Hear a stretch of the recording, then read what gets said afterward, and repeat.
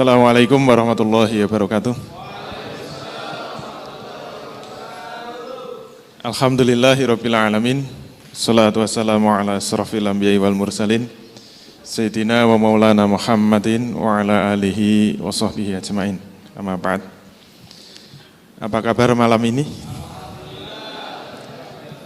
Kayaknya enggak semangat ya. Sudah lama tidak berjumpa. Kemarin duduk di bawah semua ya. Alhamdulillah sekarang sudah mendapatkan kedudukan yang layak di sisinya. Baik, IBC 1 sampai 4 sebenarnya itu pemanasannya. Itu sebagai pengantar, sekarang kita mulai masuk materi kita.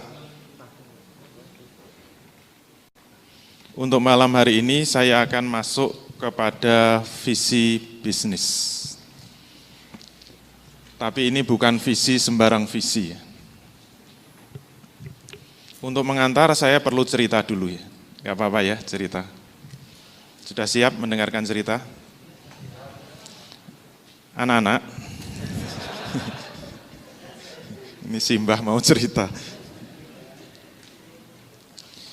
Cerita ini saya awali dengan kisah duka. Ketika beberapa hari yang lalu saya mau pergi ke Bogor, saya bersama istri ke bandara dengan penuh perjuangan. Saya tidak tahu, itu hari, seingat saya itu hari Sabtu, ternyata Sabtu Kelabu. Kenapa? Biasanya saya dari rumah ke bandara 30 menit. Ternyata itu 1 jam belum cukup. Hampir 2 jam baru sampai bandara, saking macetnya kota Yogyakarta. Dan sudah bisa ditebak. Akhirnya saya begitu turun dari mobil, berlari-lari gitu, menggapai pesawat terbang. Kenapa? Saya sudah ditinggal terbang. Sakitnya tuh di sini. Ya, singkat cerita, tiket hangus, akhirnya harus beli.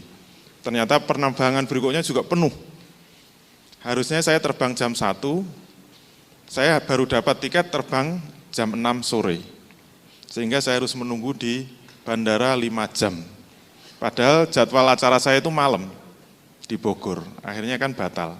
Tapi besoknya masih ada acara, sehingga saya batalkan 1. Dalam keadaan sakit, saya selalu husnudon kepada Allah Subhanahu wa Ta'ala.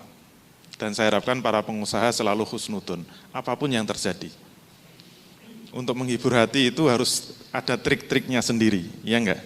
Salah satu trik saya, kalau saya mendapatkan musibah, ujian dari Allah Subhanahu wa Ta'ala, saya selalu mencoba untuk berprasangka baik kepada Allah. Yang saya tunggu apa?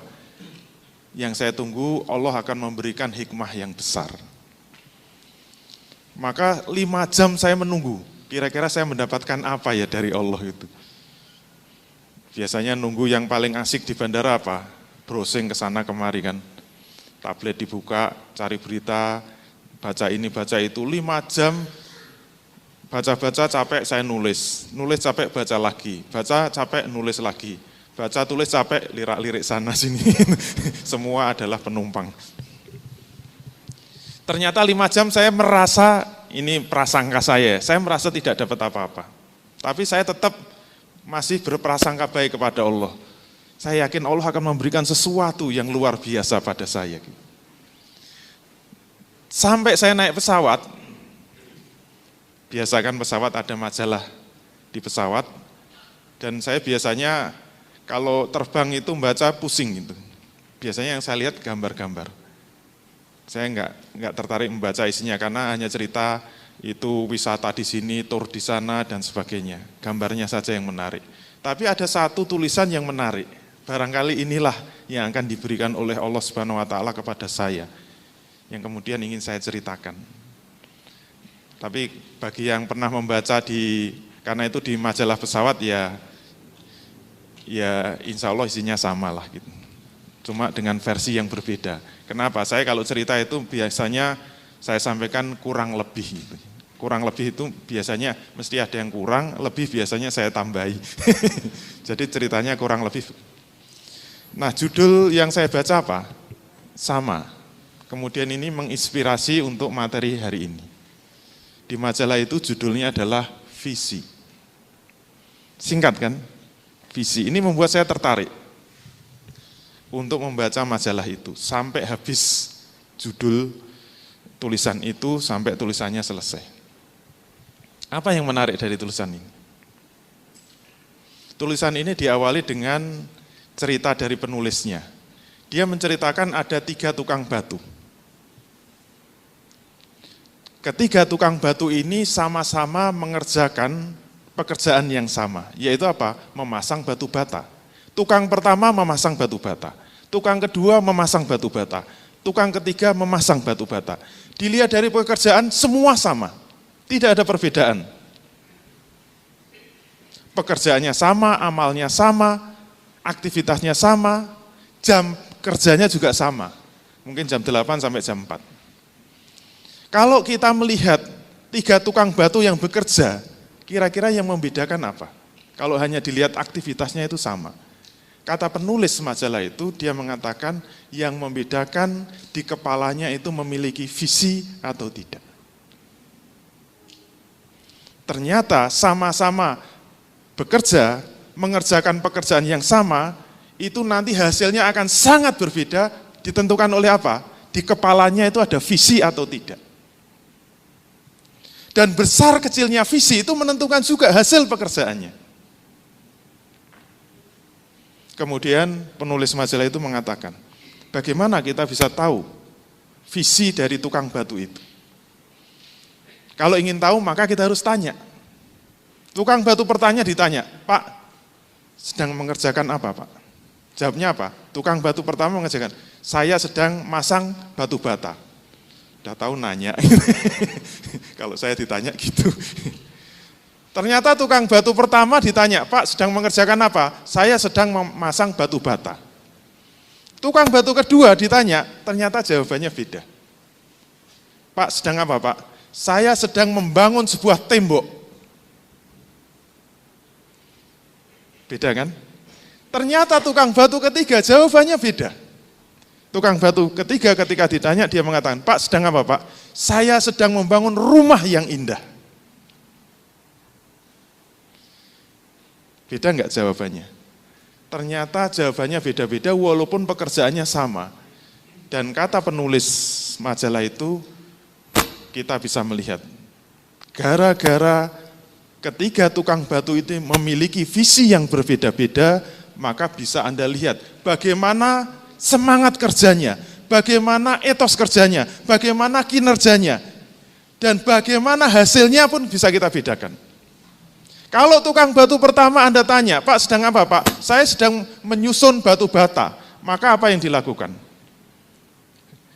Tiap hari dari hari ke hari yang dilakukan adalah memasang batu bata, memasang batu bata, memasang batu bata. Yang ada dalam pikirannya apa? Yang ada dalam pikirannya cuma satu. Kapan saatnya pulang ke rumah? Kapan saatnya pulang ke rumah? Yang dilirik adalah jam. Kapan jam 4 itu datang? Kapan tiba jam 4? Kapan tiba jam 4? Jadi semangatnya bagaimana agar selesai hari ini segera pulang. Kenapa? Visinya hanya sekedar menyusun batu bata. Maka dia tidak punya semangat sama sekali kecuali hanya ingin pulang. Dan dia mengerjakan pun asal-asalan. Kalau dia masang batu bata, miring sedikit enggak peduli, benjol sedikit enggak peduli, Allah, yang penting sudah terpasang semua. Kenapa? Sesuai dengan apa yang ada di kepalanya. Dan itu tentu saja sangat berbeda dengan tukang batu yang kedua. Tukang batu yang kedua, ketika ditanya, Pak sedang apa Pak? Saya sedang membangun tembok. Maka yang dibayangkan apa? Saya harus menyelesaikan susunan batu bata menjadi sebuah tembok. Dan tembok harus dibayangkan, tembok yang benar itu lurus. Tidak ada tonjolannya, tidak ada benjolannya. Maka pasti dengan visi yang berbeda sedikit saja akan mempengaruhi kinerjanya. Dia tentu akan lebih hati-hati ketika memasang batu bata. Kalau ada tonjolan sedikit akan diluruskan. Kalau ada yang dekok sedikit akan diluruskan. Pokoknya dia akan berusaha agar menjadi sebuah tembok yang sebagus mungkin. Dia tidak akan tergesa-gesa, dia akan lebih berhati-hati. Dan itu ternyata berbeda dengan tukang yang pertama. Dan ternyata sangat berbeda dengan tukang yang ketiga. Kenapa? Visinya lebih jauh, visinya lebih besar. Dan ketika visinya lebih jauh dan lebih besar, tentu berpengaruh kepada semangat ketika dia bekerja. Dan ketika ditanya, Pak, Bapak sedang apa? Saya sedang membangun sebuah rumah yang indah. Maka apa pengaruh dalam pekerjaannya? Dia menjadi tukang yang sangat semangat. Bahkan dia menjadi tukang yang ingin terus bekerja dan tidak ingin pulang ke rumah. Ketika jam 4 tiba, bukannya dia semangat, bukannya dia gembira ria, dia malah sedih. Kenapa? Dia sudah enggak sabar untuk segera melihat bagaimana rumah itu jadi, bagaimana rumah itu benar-benar terwujud, bagaimana itu menjadi sebuah rumah yang indah. Maka dia menjadi orang yang terus-menerus, tidak henti-hentinya bekerja dan tidak ingin berhenti bekerja sebelum rumahnya jadi. Itu akan membawa semangat dia yang tidak ada habisnya. Kenapa? Di dalam kepalanya sudah tergambar dengan jelas bahwa saya akan membangun sebuah rumah yang indah. Maka dia tidak akan rela kalau hanya sebuah tumpuan batu bata yang ada di hadapannya. Hanya menjadi sebuah tembok pun dia enggak rela. Dia ingin segera melihat bagaimana ruangan-ruangan itu terwujud, bagaimana susunan rumah itu bisa terwujud, dan bagaimana rumah yang dia bangun itu benar-benar bisa jadi. Maka semangatnya terus menggelora. Dan bahkan dia tidak rela kalau waktu itu berhenti. Dia ingin terus bekerja. Bahkan kalau perlu dia nginep di situ. Dia nggak mau pulang. Bahkan kalau dia bisa tidur itu memeluk batu batanya. Gitu. Saking semangatnya. Kesimpulannya apa? Ternyata visi itu membedakan pekerjaan seseorang. Dan inilah yang ingin kita masuki dalam pembahasan hari ini. Sama-sama kita itu membuat sebuah bisnis. Ternyata nanti apa yang akan kita lakukan, apa yang akan kita kerjakan, dan apa yang akan kita upayakan sangat dipengaruhi oleh apa yang ada di dalam kepala kita. Anak-anak sekalian, ceritanya belum selesai, jangan khawatir. Karena itu baru pembukaan dari tulisan. Yang menarik apa? Yang menarik ternyata penulis kemudian melanjutkan tulisannya. Coba bayangkan kalau tulisannya tidak dilanjutkan, maka saya juga tidak akan membaca tulisan yang tidak berlanjut itu. Apa kelanjutannya? Penulis cerita, tahun 85 saya kuliah di Korea Selatan. Tahun 85. Sudah ada yang lahir? Sudah ya? Alhamdulillah, ada yang baru lahir. Dia mengatakan, saya tahun 85 kuliah S2 di Korea Selatan. Ketika saya mulai belajar, ketika saya mulai datang ke kampus, ketika saya memulai untuk belajar di kampus, saya bertemu dengan satu orang wanita, cewek dari Korea Selatan, tahun 85 ya, K-pop belum terkenal. Dan dia adalah mahasiswa S1, berarti dia baru lulus SMA.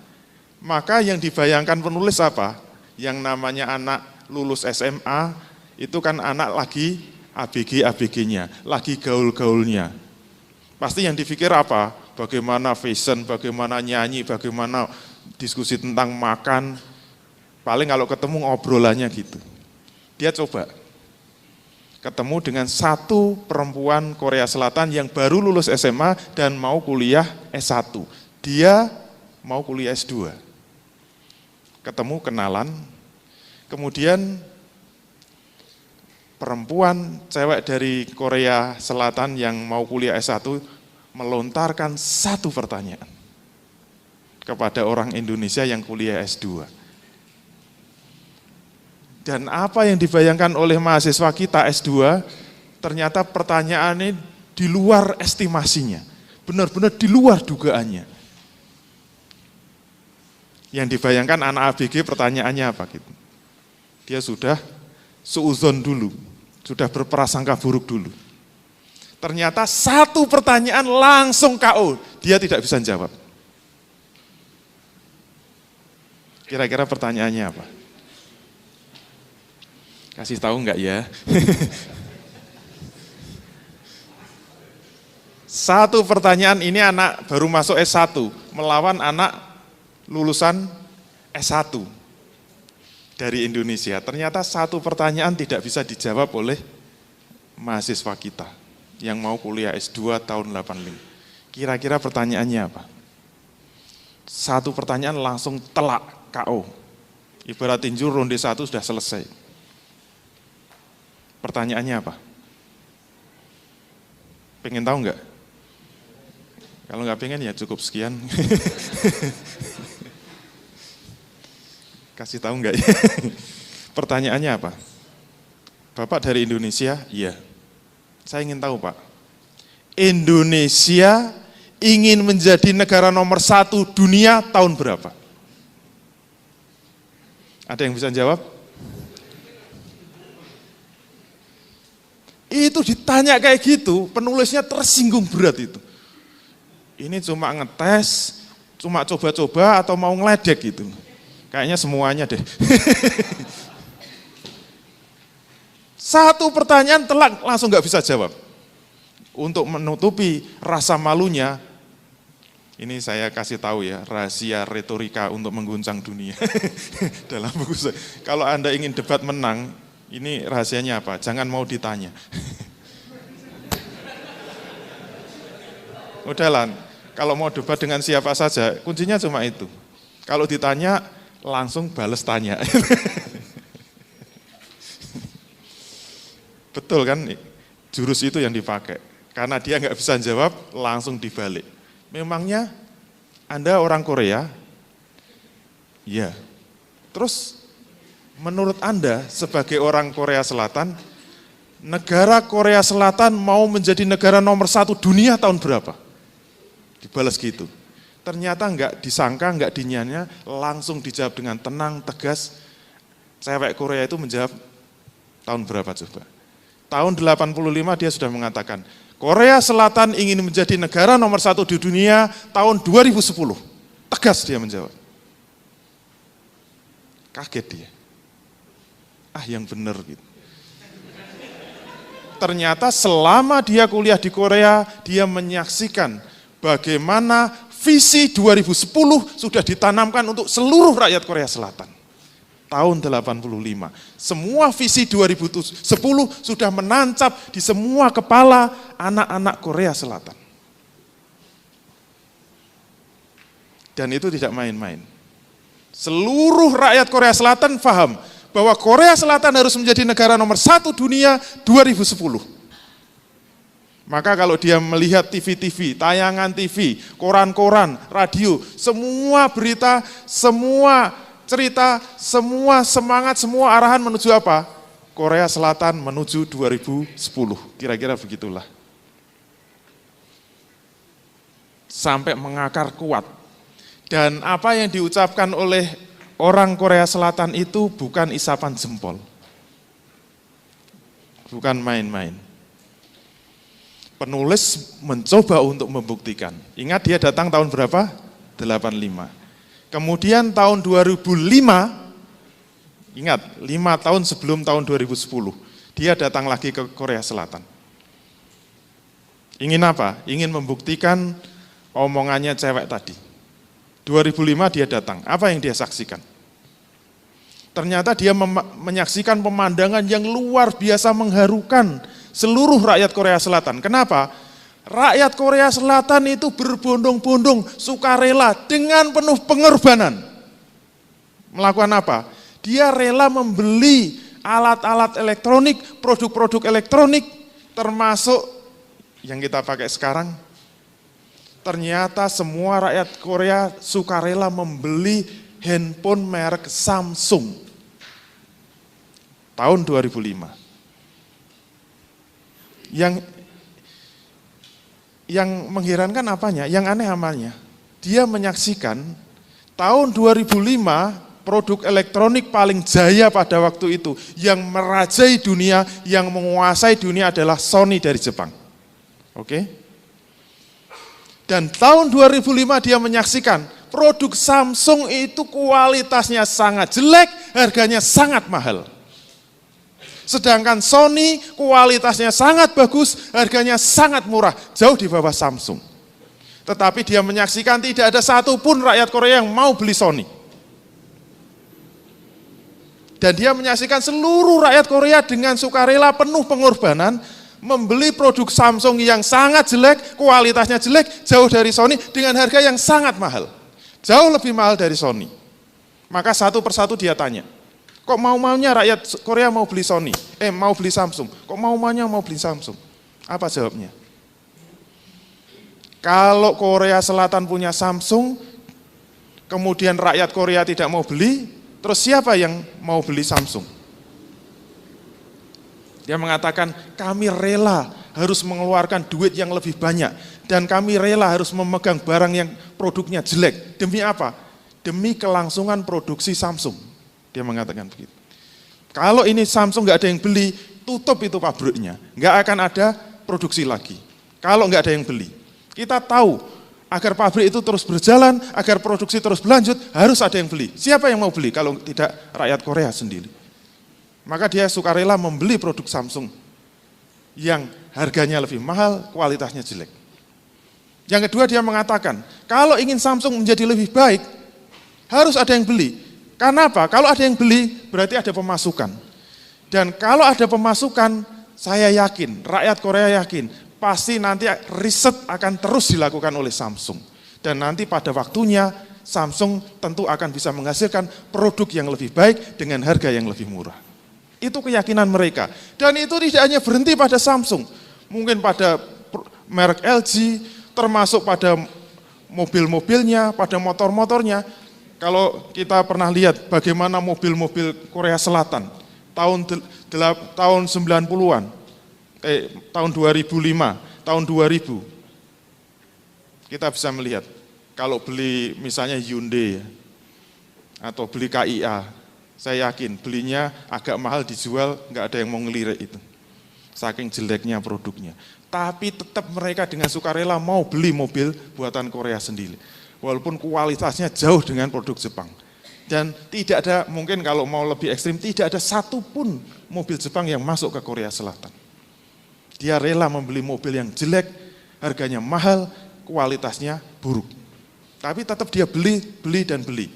Dan akhirnya kita bisa melihat. 2010 kata penulis, walaupun mungkin mereka belum benar-benar nomor satu, tapi sekarang kita boleh lihat. Apa produk handphone nomor satu dunia?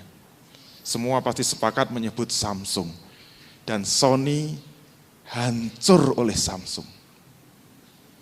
Sony nyaris gulung tikar kalah sama Samsung. Kualitas Sony kalah dengan harga yang juga kalah oleh Samsung. Siapa yang merajai dunia? Samsung. Dan kita juga sudah mulai melihat elektronik yang menguasai dunia, LG, Samsung, dan mobil-mobil Hyundai sudah mulai merajai dataran Cina, dataran Indonesia, Malaysia. Dan saya yakin kalau kita beli produk Korea, mobil-mobil, kalau kita sandingkan, kita coba, kenyamannya, kualitasnya tidak jauh dengan Jepang. Bahkan saya boleh mengatakan sudah kalah itu produk Jepang. Saya waktu ke Jerman, 2013 Jerman, saya mencoba lihat, Jerman itu katanya kota teknologi termaju di Eropa. Saya mencoba melihat, dari halte ke halte, dari stasiun ke stasiun, dari jalan ke jalan, siapa yang membanjiri baliho-baliho, iklan-iklan, promosi-promosi. Ternyata hampir setiap halte yang saya jumpai, setiap stasiun yang saya lihat, ternyata semua dibanjiri oleh iklan Samsung. Jerman loh itu. Dan setiap penumpang kereta api orang Jerman selalu saya lirik. Apa gadget yang dia pegang? Mereknya Samsung. Jerman loh itu, bukan Indonesia. 2013. Dan kemarin rilis Samsung S5 di mana? Di Berlin, ibu kota Jerman. Intinya apa? Dia tidak cuma bilang kita punya visi 2010 menjadi nomor 1 dunia, tapi dia bisa membuktikan dengan misi yang jelas. Dan itu membuat seluruh rakyat Korea kompak, siap untuk maju menjadi nomor 1 dunia. Indonesia nomor 1 dunia tahun berapa? Sampai detik ini belum ada yang bisa menjawab. Kecuali dikasih embel-embel insya Allah.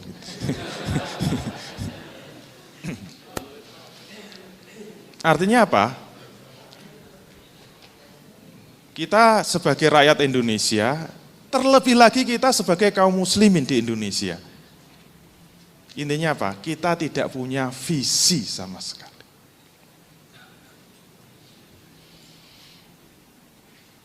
Berarti dalam kehidupan kita itu tidak ada visi sama sekali. Maka malam hari ini saya ingin mengajak kepada diri saya dan juga kepada Bapak Ibu sekalian, bagaimana sebenarnya kita membangun sebuah visi. Kita lihat.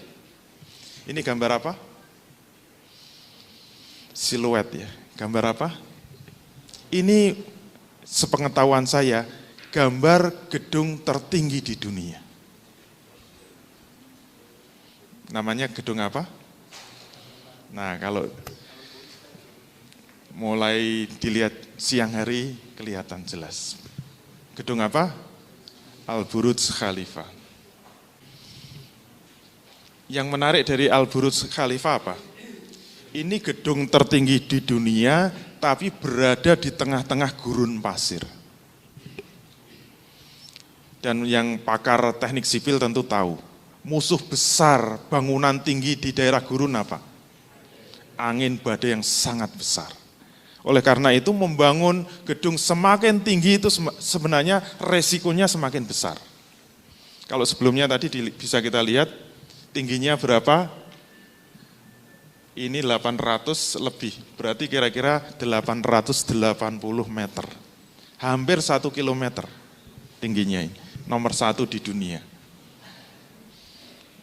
Tapi kita punya tetangga yang punya gedung yang tertinggi di dunia juga. Kalau orang Malaysia tetap sampai detik ini mengklaim kita punya gedung tertinggi di dunia. Yaitu apa? Menara Petronas. Kenapa dia mengklaim ini adalah gedung tertinggi di dunia? Karena dia mengatakan ini gedung tertinggi di dunia sebagai menara kembar. Kalau menara kembar tetap nomor 1 di dunia. Lumayan kan daripada kita. Sendirian juga enggak, kembar juga enggak. Kok larinya cepat banget? Oleh karena itu, apa pelajaran yang bisa kita petik dari gedung yang sangat tinggi ini? Gedung yang sangat tinggi ini mampu menghadapi dahsyatnya badai di gurun. Kuncinya apa? Kuncinya ternyata terletak pada pondasinya. Jadi kalau teman-teman ingin membangun sebuah bisnis yang raksasa, bisnis yang besar, kuncinya apa? Pondasinya. Maka jangan tergesa-gesa meraih mimpi-mimpi yang tinggi, meraih mimpi-mimpi yang besar sebelum kita bicara tentang pondasi. Pondasi itu berbicara sesuatu yang enggak kelihatan, karena pondasi itu ditanam di tanah. Dan memang tidak menarik untuk dibicarakan, karena enggak kelihatan. Apa rahasia dibalik kekuatan Al-Burj Khalifa ini? Ternyata ada pada pondasinya. Ini satu pilar pondasi. Perbandingannya kalau manusia segini, ini satu pilar. Diameternya 1,2 meter diameternya. Itu satu pilar. Dan kita bisa menghitung berapa jumlah pilarnya. Itu kira-kira 500.000 ton. Dengan struktur besinya itu menghabiskan 4.000 ton setiap satu tiangnya. Dan dia masuk ke dalam tanah, dalamnya 50 meter, masuk ke dalam tanah. Tiap satu tiang pancang. Itu yang menopang gedung setinggi 880 meter. Ternyata kunci dari kehebatan gedung ini tidak hanya dari pondasi yang kuat. Bagaimana menghadapi kekuatan badai di gurun pasir itu, ternyata juga bangunannya itu menentukan. Kata arsiteknya, ternyata kunci kekuatan gedung ini menghadapi dahsyatnya hantaman badai itu terletak pada struktur bangunannya. Ini kalau dilihat ke atas, ternyata semuanya berbentuk segitiga. Sampai ke atas. Apa rahasianya? Ternyata kalau bentuk bangunan seperti ini, itu kalau ada angin segede apapun, sedahsyat apapun hantaman angin, itu begitu kena ujungnya yang runcing itu langsung bisa dipecah. Kekuatan anginnya dipecah, kemudian kalau dia ke belakang itu akan menggulung, itu malah membuat strukturnya menjadi semakin kuat. Jadi semakin hantamannya besar, ternyata kekuatan gedung ini semakin tegar. Kenapa? Karena bentuk bangunannya memang didesain seperti itu. Berarti kita sudah paling tidak menemukan dua hal, yaitu apa? Pondasi yang hebat, pondasi yang kuat, kemudian struktur bangunan yang mendukung. Itu ternyata kuncinya di situ. Nah, maka yang kita lihat adalah bangunan yang sangat tinggi, megah, dan sangat indah. Oleh karena itu, kalau kita ingin mengambil pelajaran dari itu semua, bagaimana membangun bisnis syariah yang kuat, itu kuncinya nomor satu tetap pada asas bisnisnya. Nanti ke atas, di atas asas bisnis itu apa? Amal bisnis. Di atasnya lagi apa? Qimah bisnis. Di atasnya lagi apa? Sunnah bisnis. Di atasnya lagi apa? Baru kita bicara manajemen bisnis. Di atasnya lagi apa? Kita bisa bicara manajemen pemasaran. Di atasnya lagi kita baru melihat keuntungan perusahaan. Yang paling atas apa? Baru kita bicara berkah perusahaan. Barokah yang paling tinggi. Nah, oleh karena itu kesimpulannya apa? Saya yakin semua orang tentu ingin sukses. Enggak tahu, ini kalau Anda buka sedikit ternyata gambarnya dolar Amerika. Coba kalau satu lembar itu 100, tulisannya 100 US dollar. Kira-kira satu tumpuk ini berapa? Sekarang satu lembar kalau tulisannya 100 US dollar itu nilainya 1,2 juta rupiah.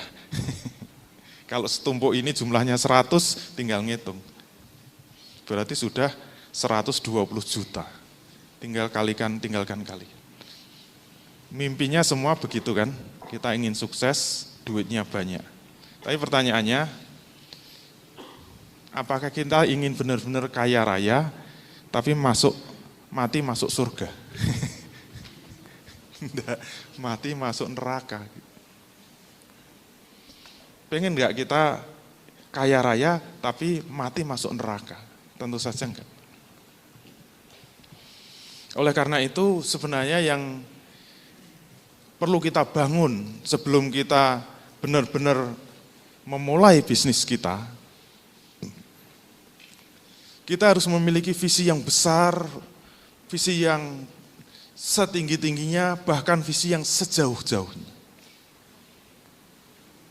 Dan saya sudah memaparkan bagaimana dampak kalau kita memiliki visi yang jauh. Maka saya yakin kita mengerjakan hal-hal yang kecil itu menjadi sangat mudah, sangat ringan. Beda dengan tukang batu yang pertama tadi. Kalau dia tidak memiliki visi, pekerjaan itu akan menjadi beban. Maka yang dipikir apa? Kapan segera pulang, kapan segera pulang. Kenapa? Dia merasa terbebani betul. Kenapa? Dia tidak memiliki visi sama sekali. Dalam bisnis begitu, dalam dakwah juga begitu. Sama-sama ngajar TPA ya, sama-sama ngajar alif ba ta, sama-sama ngajar membaca Quran. Apa yang membedakan antara dai yang memiliki visi dengan dai yang tidak memiliki visi atau dai yang visinya pendek? Saya yakin mereka yang memiliki visi yang pendek itu cepat sebel melihat murid-murid TPA yang baca nggak bisa-bisa gitu. Apalagi ngajari TPA nggak digaji gitu. Kalaupun digaji ya pas-pasan lah. Saya pernah dulu lulus kuliah langsung ngelamar jadi direktur TPA. Langsung direktur, tahu nggak gajinya? Sebulan 20.000. Saya ngajar seminggu 4 kali, gajinya 20.000. Tapi tahun 95. 20.000 itu bisa untuk hidup sebulan sama istri, menjadi pengantin baru. Kenapa? Begitu terima 20.000, 5.000 saya belikan beras dapat 10 kilo. Karena 1 kilo harganya Rp500. 10 kilo itu untuk hidup berdua sebulan, sudah bisa bulan madu. Sisanya 5.000 saya belikan untuk apa? 5.000 itu bisa untuk membeli mie instan 1 dus sebanyak 40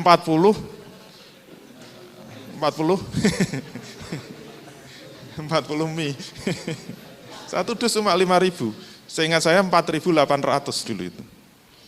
Berarti kalau ada di rumah sudah ada 10 kg beras, kemudian ada 1 dus mie instan, sudah bisa bulan madu 1 bulan. Masih sisa 10.000 kan? Bisa untuk transportasi dan sebagainya gitu. Apalagi istri saya dosen TPA juga. Gajinya 16.000. Lebih kaya raya lagi. Sama-sama ngajar TPA, apa yang membedakan? Punya visi atau tidak? Kalau pertemuan terakhir kemarin kita sudah singgung. Kalau cuma ngajar TPA, yang dipikir cuma gaji, cuma 20.000. Ini kalau dituruti lama-lama bangkrut. Gitu. Beda dengan orang yang punya visi.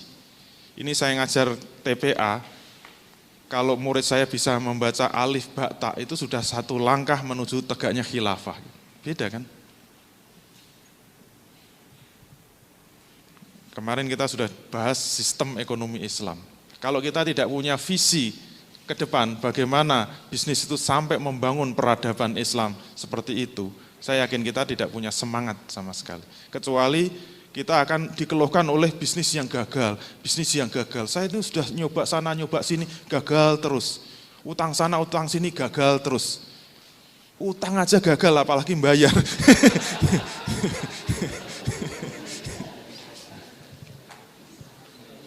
Itu akan mengeluh terus. Beda dengan orang yang sudah memiliki visi ke depan. Makanya dari awal saya sudah mencoba menyelesaikan 4 kali pertemuan sampai kepada bangunan yang paling utuh, yang seharusnya menjadi impian kita semua. Jauh lebih hebat daripada Korea Selatan. Karena apa? Kita tidak hanya memiliki visi yang besar, tapi visi yang detail. Sedetail-detailnya bagaimana kita bisa memakmurkan seluruh rakyat Indonesia, bahkan seluruh manusia di atas muka bumi ini dengan Islam. Itu yang harusnya menjadi misi umat Islam. Dan itulah yang bisa membawa semangat tidak ada putusnya.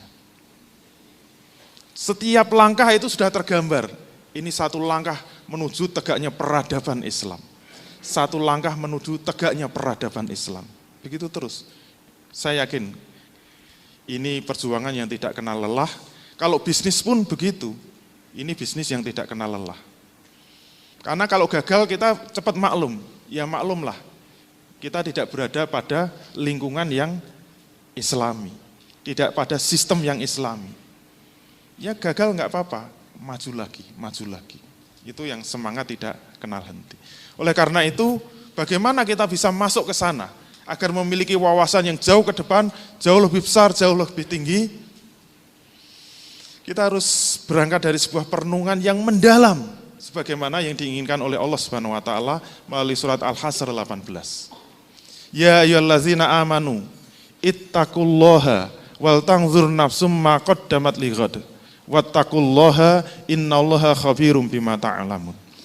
Ini ada perintah dari Allah Subhanahu wa taala kepada kita sekalian yang beriman.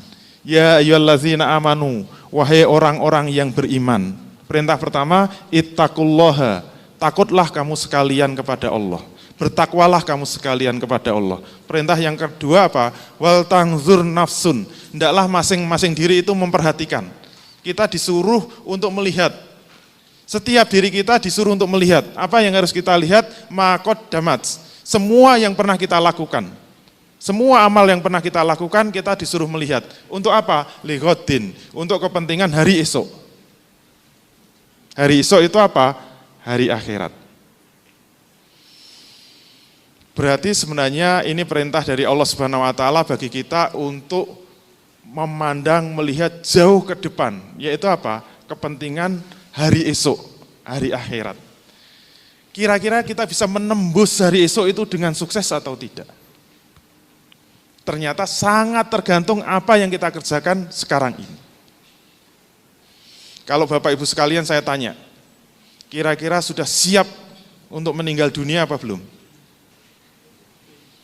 Sudah siap? Biasanya kalau enggak siap, mohon maaf. Kalau ditanya, siap mati apa enggak? Kalau enggak siap itu biasanya banyak dosanya. Mohon maaf. Tapi kalau jawabnya siap, sudah siap meninggal dunia, siap. Biasanya kalau semangat, siap meninggal dunia itu banyak hutangnya. Biasa.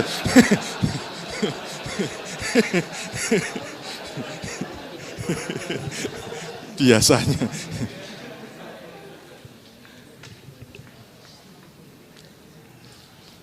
Oleh karena itu, kalau penghayatan ini ingin lebih dalam, saya ingat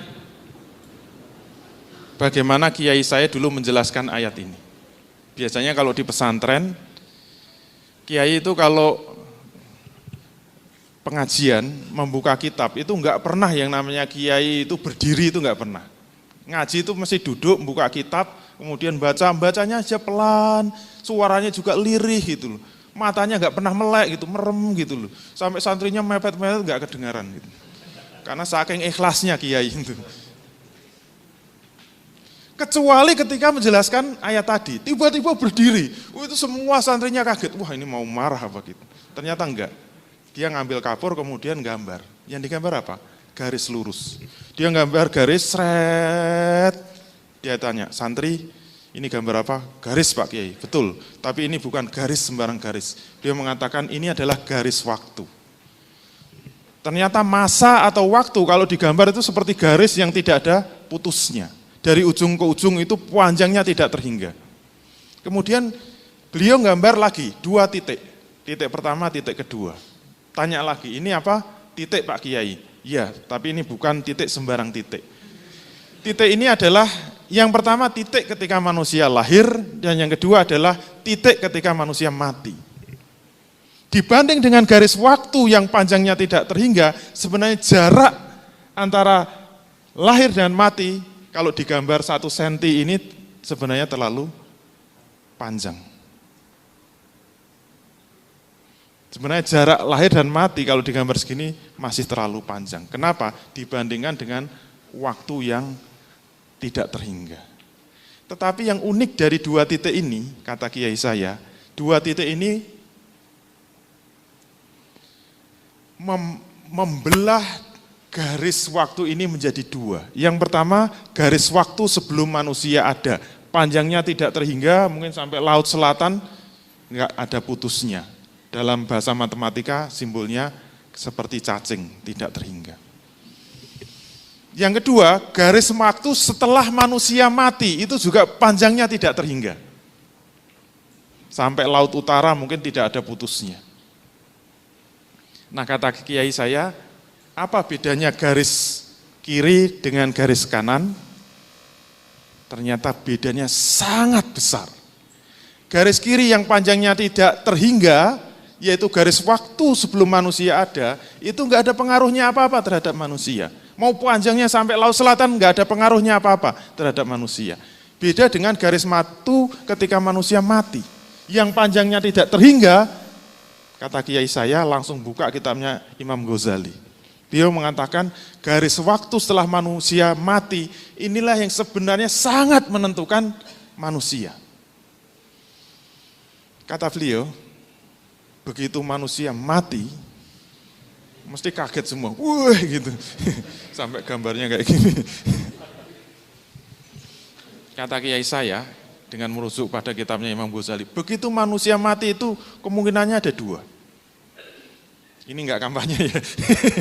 Sekarang nanti jangan pas moto gitu, wah itu mendukung nomor 2. Sekarang sukanya pakai meme-meme itu. Gambar kayak gini, wah salam gigit jari.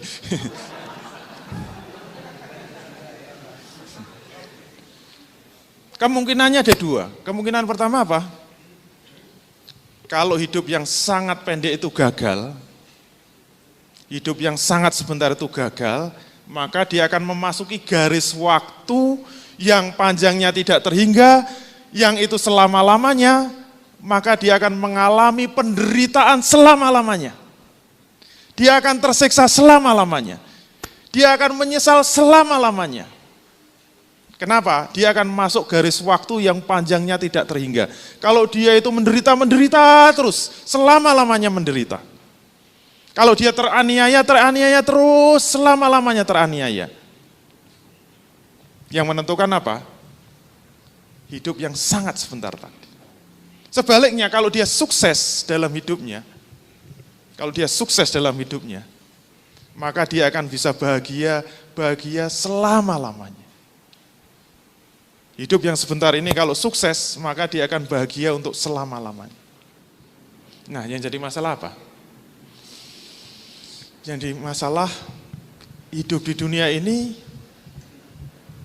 hanya sekali. Hidup di dunia ini hanya sebentar saja. Hidup di dunia ini tidak akan terulang lagi. Makanya kalau gagal, pengen ngulangi lagi sudah nggak bisa. Kalau ujian saja gagal masih ada ulangan. Iya enggak? Ngelamar kerja gagal masih bisa cari kerja lain. Ngelamar anaknya orang gagal masih bisa cari gadis lain. Tapi kalau hidup gagal tidak ada ulangan lagi. Dan masalahnya hidup itu sangat cepat. Saking cepatnya, kalau ada yang sudah punya anak, saya merasakan, anak saya dulu kecil, gadis, manis, tapi ini bukan gambaran anak saya. Seingat saya dulu masih saya gendong-gendong. Kebetulan yang besar itu laki-laki. Dulu kalau saya ngisi pengajian, saya bawa-bawa itu masih saya gendong. Kadang-kadang ngompol. Sekarang saya rasanya baru kemarin saya gendong itu sekarang sudah bisa gendong saya. Cepat sekali waktu itu. Kayak kita melototi anak gadis ini ya. Kalau kita pelototi terus itu tahu-tahu sudah tua. Tahu-tahu sudah menjadi nenek-nenek. Cepat sekali kan. Sehingga Quran mengatakan ka'annahum yauma yarawnaha lam yalbasu illa asiyatan aw duhaha. Keadaan mereka ketika mereka itu dibangkitkan. Begitu manusia dibangkitkan kemudian melihat hari berbangkit, Quran mengatakan lam yalbasu. Tidak ada satupun orang yang merasa hidup di dunia. Lam yalbasu. Begitu manusia dibangkitkan, kemudian melihat hari berbangkit, lam yalbasu, tidak ada seorang pun yang pernah merasa hidup di dunia. Illa asiyatan aw duhaha, kecuali hanya seperti sore hari atau pagi hari. Tidak ada seorang pun yang merasakan hidup sehari saja enggak pernah. Setengah hari aja enggak pernah. Seperti pagi hari atau sore hari. Saking cepatnya. Oleh karena itu kita bisa ngitung-ngitung. Silakan kita hitung-hitung. Berapa lama kita merasa hidup di dunia? Ini sudah ada stopwatch, nanti akan gerak sendiri. Dengan asumsi menggunakan surat Al-Ma'arij ayat 4. Ta'rujul malaikatu warruhu ilaihi fi yaumi kana miqdaruhu khamsina alfasanatin. Malaikat dan Jibril terbang menghadap Allah, menghadap Tuhan dalam waktu 1 hari yang kadarnya sama dengan 50.000 tahun dunia. Jadi perbandingan sehari di akhirat sama dengan 50.000 tahun dunia. Maka coba kita balik. Seandainya kita dikaruniai Allah hidup 70 tahun, besok di akhirat merasa hidup di akhirat, ketika kita dibangkitkan di akhirat, kita merasa hidup di dunia itu berapa lama? Kalau umur kita 70 tahun, caranya ngitung gimana? 70 tahun dibagi 50.000 tahun kalikan 1 hari. Bisa ngitung? Enggak usah dihitung, sudah saya hitung. Karena saya merujuk ke tulisannya Felix Xiao. Jadi Felix Xiao kebetulan bukunya ada yang mengungkap ini. 70 tahun dibagi 50.000 tahun kalikan 1 hari ketemunya 0,0014 hari. Kalau kita dikaruniai umur 70 tahun, kita akan merasa hidup di akhirat. Ketika kita di akhirat, kita akan merasa hidup di dunia itu selama 0,0014 hari. Nah, 0,0014 hari itu kira-kira berapa menit dan berapa detik? Kita lihat bareng. Siap? Mulai. Oh, bablasan. Kita ulangi lagi, ini terlalu canggih. Harusnya kan seperti pom bensin itu ya. Nah, masih kanak-kanak toh? Cenger, lahir, sudah remaja. Menjadi dewasa, tua, nenek-nenek, berhenti kan. Berapa? 2 menit 1 detik. Kesimpulannya apa? Kalau Bapak Ibu sekalian ada yang dikaruniai hidup 70 tahun, maka besok di akhirat akan merasa hidup selama 2 menit 1 detik. Tetapi 2 menit 1 detik itu akan menentukan apakah nanti akan sengsara selama-lamanya, menderita selama-lamanya, ataukah bahagia selama-lamanya.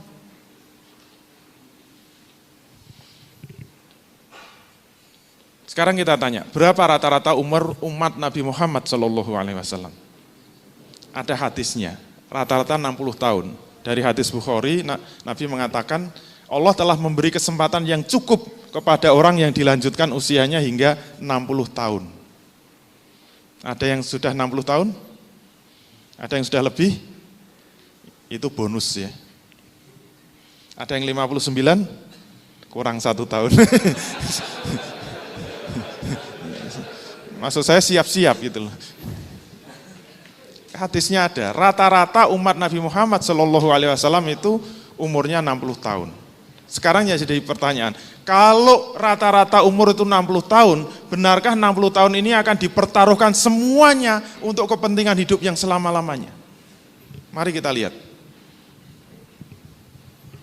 0 sampai 60. Lahir jadi mayit. Ini mayit yang gaya. Kalau umurnya 60 tahun, benarkah semuanya akan kita pertaruhkan untuk kepentingan hidup yang selama-lamanya? Ternyata tidak. 60 harus dikurangi 15, yaitu masa kanak-kanak. Kenapa? Masa kanak-kanak itu belum dimintai pertanggungjawaban di hadapan Allah sampai dia balik. Berarti kalau umurnya 60 harus dikurangi 15, sisanya 45 tahun. Inilah yang benar-benar akan dipertanggungjawabkan di hadapan Allah. Tinggal 45 tahun. Pertanyaan kedua, kalau sisanya 45 tahun, benarkah semuanya akan kita pertaruhkan untuk kepentingan hidup yang selama-lamanya? Ternyata tidak. Harus dikurangi lagi dengan masa tidur kita. Masa tidur manusia adalah, jadi nggak canggih dong. Harus dikurangi dengan masa tidur. Rata-rata tidur manusia itu 8 jam sehari. Kecuali mahasiswa, biasanya nambah.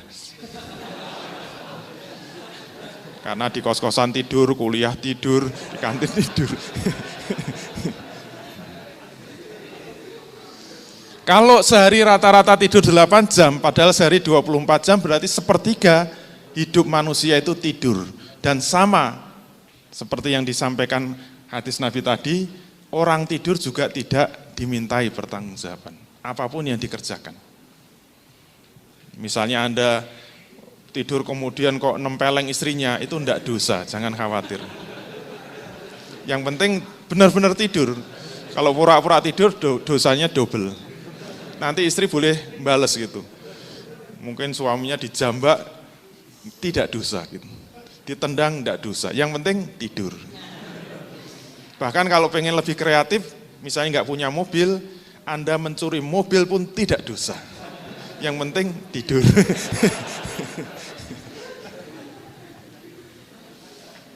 Sehingga kesimpulannya apa? Kalau sisa 45 tahun tadi harus dikurangi dengan masa tidur, maka sisanya tinggal 30 tahun. Berarti hidup manusia, kalau dikaruniai umur 60 tahun, yang benar-benar akan dimintai pertanggungjawaban di hadapan Allah itu sebenarnya tinggal 30 tahun. Itulah yang menentukan apakah akan bahagia selama-lamanya atau menderita selama-lamanya. Ini pun kalau mau jujur, 30 tahun itu digunakan untuk apa? Sebenarnya kalau kita mau jujur, yang kita buang percuma jauh lebih banyak. Ibu-ibu duduk di hadapan TV nonton sinetron sehari berapa jam? Coba. 1 jam gak kerasa, 2 jam gak kerasa, 3 jam gak kerasa. Waktu dibunuh, dibuang, percuma itu gak kerasa. Bapak-bapak nonton sepak bola, 2 jam, 4 jam gak kerasa. Yang benar-benar untuk ibadah itu berapa sih? Rata-rata sholat itu kalau hitungan saya itu 5 menit sekali sholat. Kalau sehari itu 5 kali kewajiban, berarti sehari hanya 25 menit. Iya enggak? Sekarang dihitung. Kalau kita sehari sholat 25 menit, kalikan 30 tahun. Sebenarnya kita sholat itu berapa lama? Ternyata hitungan saya tidak sampai 1,5 tahun. Kira-kira hanya 1 tahun lebih sedikit. Itu umur 60 tahun yang benar-benar untuk sholat, untuk ibadah langsung kepada Allah itu hanya 1 tahun lebih sedikit. Itu pun kalau mau kita pers ya, 5 menit kita sholat, yang khusyuk berapa detik coba? Kalau mau jujur gitu. Paling takbiratul ikhramnya saja kan. Allahu Akbar gitu. Begitu bar kan bar bener ya. Yang lain langsung ingat semua gitu. Makanya kalau kunci hilang, caranya nyari gimana? Sholat 2 rakaat gitu. Langsung dibantu iblis. Ketemu itu. Berarti yang benar-benar nanti kita pertaruhkan untuk kepentingan yang selama-lamanya tinggal berapa menit, tinggal berapa jam dalam seluruh hidup kita. Tapi anehnya pasti kita ingin masuk surga yang paling tinggi. Surganya sopo. Oleh karena itu kata Imam Ghazali, semua manusia akan menyesal. Wal asri, demi waktu, demi masa.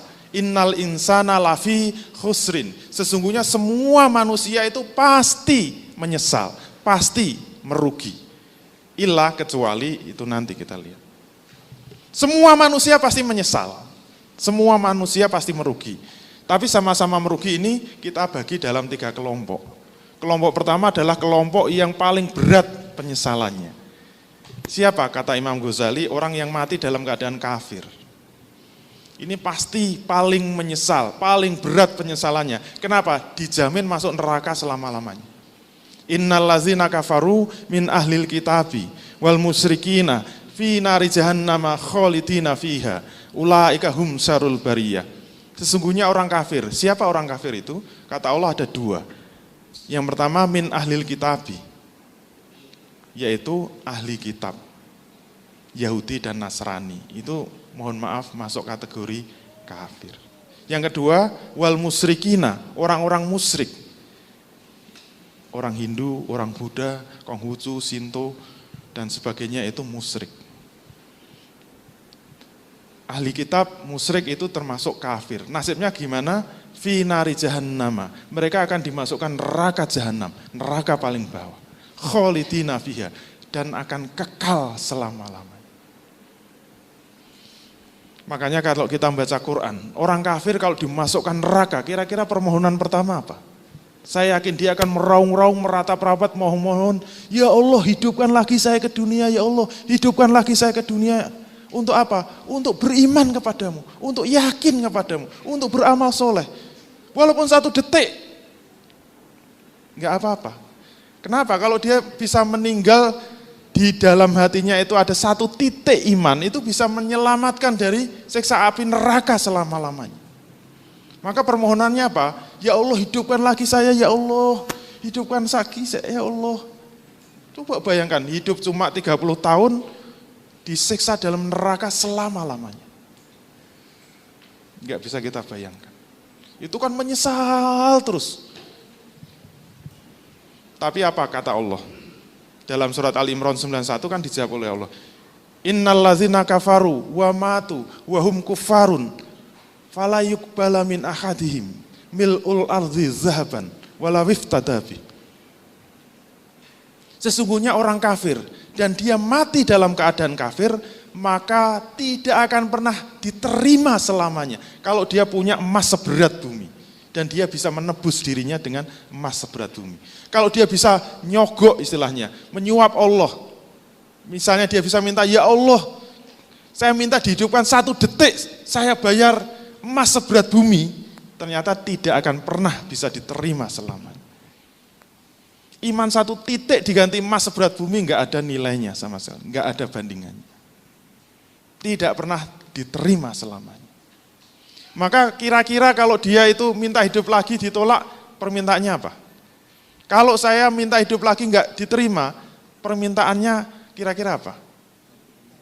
Pasti dia minta, ya Allah ringankan siksa saya, ya Allah ringankan siksa saya. Ternyata minta diringankan pun ditolak oleh Allah. La yukhaffafu anhumul azabu. Ternyata tidak ada keringanan bagi siksa mereka. Wa ma lahum min nasirin, dan mereka tidak ada penolong. Minta keringanan pun enggak diterima. Kalau kira-kira minta keringanan enggak diterima, terus mintanya apa lagi? Ya Allah, bunuh saja saya ya Allah. Matikan saja saya ya Allah. Saya sudah enggak kuat, bunuh saja. Minta mati pun enggak bisa. Bunuh diri juga enggak bisa mati. Berarti hidup selama-lamanya dalam keadaan disiksa terus. Maka dia akan menjadi orang yang paling berat penyesalannya. Itu kelompok pertama. Kelompok 2, orang yang berat penyesalannya. Siapa? Kata Imam Ghazali, orang yang mati dalam keadaan muslim. Tapi ketika ditimbang amal kebajikan dengan dosanya, dalam surat Al-Qari'ah kan dikatakan. Awalnya fa amma man saqulat mawazinuhu fa huwa fi 'ishatir radiyah. Kemudian wa amma man khaffat mawazinuhu fa ummuhu hawiyah. Dan barang siapa yang ringan amal kebajikannya dibandingkan dengan dosanya, dosanya lebih berat, fa ummuhu hawiyah. Maka dia akan masuk ke neraka hawiyah. Wa ma adraka mahiyah, apa neraka hawiyah itu? Narun khamiyah. Api yang menyala-nyala. Dengan perbandingan, hadisnya juga ada. 1 hari nanti dibalas di akhirat 50.000 tahun. Maksiat sehari balasannya 50.000 tahun. Pacaran parang tritis sehari balas 50.000. 2 hari pacaran 100.000 tahun.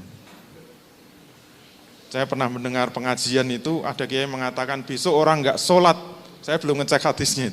Besok kalau orang meninggalkan sholat sekali saja, sholat 5 waktu, sholat wajib sekali saja ditinggalkan, nanti dibalas, dimasukkan neraka 70.000 tahun lamanya. Kalau 2 kali enggak sholat ya 140.000. Gitu.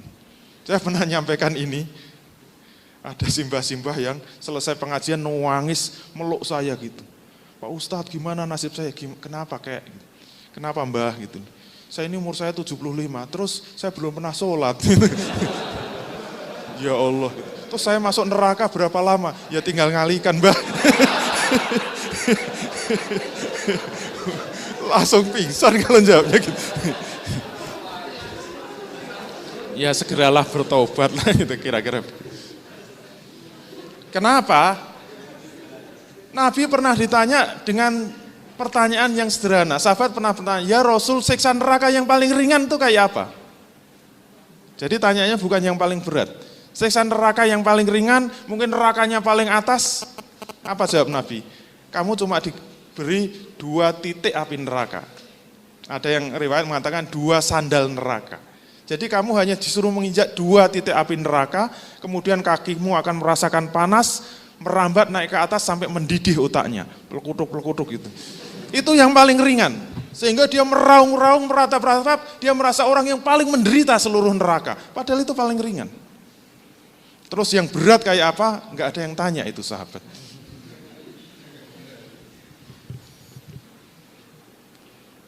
Mengerikan sekali itu.